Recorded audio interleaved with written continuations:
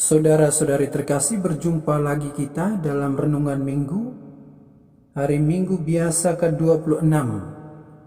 Refleksi kita didasarkan pada Injil Matius bab 21 ayat 28 sampai dengan 32. Tetapi apakah pendapatmu tentang ini?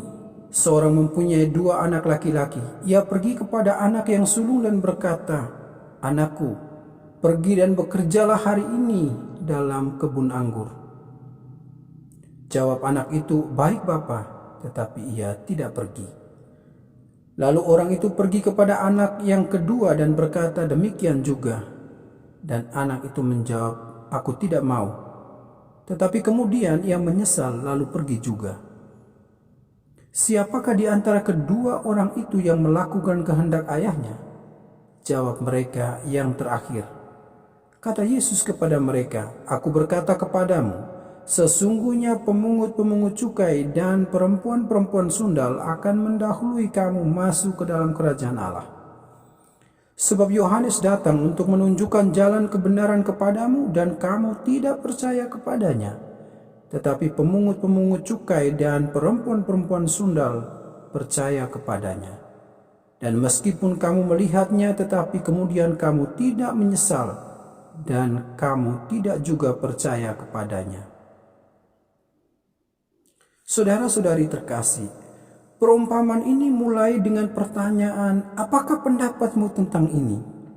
Suatu pertanyaan yang mengundang para pendengar Yesus untuk memikirkan perumpamaan ini dari perspektif mereka.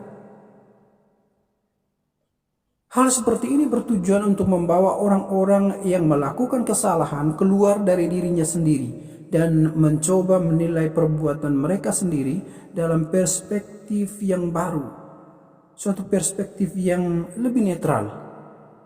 Sehingga mereka atau kita bisa melihat kesalahan sendiri yang selama ini tidak bisa kita lihat. Hal yang persis sama pernah terjadi pada Raja Daud. Saudara ingat, Daud sangat marah kepada seorang karakter atau tokoh ilustrasi Nathan, yakni orang kaya yang mempunyai banyak domba, tetapi dia mengambil satu-satunya domba milik keluarga miskin ketika ia kedatangan tamu. Anda bisa bayangkan itu. Daud murka kepada karakter di dalam cerita tersebut, padahal tokoh itu adalah dirinya sendiri. Demikian pula halnya imam-imam kepala dan tua-tua diajak berpikir dan menilai suatu perumpamaan yang tanpa mereka sadari sebenarnya menggambarkan diri mereka sendiri. Hal ini dilakukan Yesus karena manusia jauh lebih mudah melihat kesalahan orang lain daripada melihat kesalahannya sendiri. Oleh sebab itu Yesus mengucapkan suatu pepatah, "Mengapakah engkau melihat selumbar di mata saudaramu sedangkan balok di matamu tidak engkau ketahui?" Dapat Anda temukan di dalam Matius bab 7 ayat 3. Lalu kita bertanya, di mana makna perumpamaan dalam Injil hari ini? Maknanya terletak pada melakukan kehendak Bapa. Setelah Yesus menyampaikan perumpamaan ini, ia bertanya, siapa dari antara 2 orang ini yang melakukan kehendak ayahnya?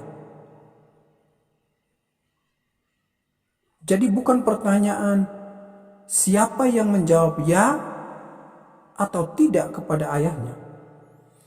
Melalui pertanyaan inilah Yesus mengajak orang-orang yang mendengarkannya untuk berpikir secara jernih dan benar. Karakter yang seperti apa yang sebenarnya Allah inginkan dari orang-orang yang mendengarkan firman Tuhan. Bukan orang-orang yang sekedar mendengarkan firman Tuhan. Bukan pula orang-orang yang sekedar mewartakan firman Tuhan atau setuju bahwa firman Tuhan itu baik. Tetapi yang lebih penting dari semuanya adalah orang tersebut melakukan kebenaran firman Tuhan di dalam perbuatan dan hidup nyata. Saudara terkasih, pesan ini menjadi semakin kuat karena Matius tidak menyebutkan apa yang harus dikerjakan oleh si sulung dan si bungsu di kebun anggur. Jenis dan bentuk pekerjaan tersebut diabaikan karena yang terpenting adalah apakah mereka melakukan apa yang diperintahkan oleh ayah mereka atau tidak? Taat kepada perintah dan bukan pada jenis pekerjaannya. Mengapa? Karena seringkali kita taat jika pekerjaan itu menguntungkan dan kita mengabaikan jika pekerjaan itu tidak mendatangkan keuntungan. Segala hal yang berhubungan dengan kegiatan rohani selalu tidak menguntungkan. Semoga refleksi ini membantu kita dalam perjalanan kita seminggu ke depan. Semoga Tuhan memberkati kita.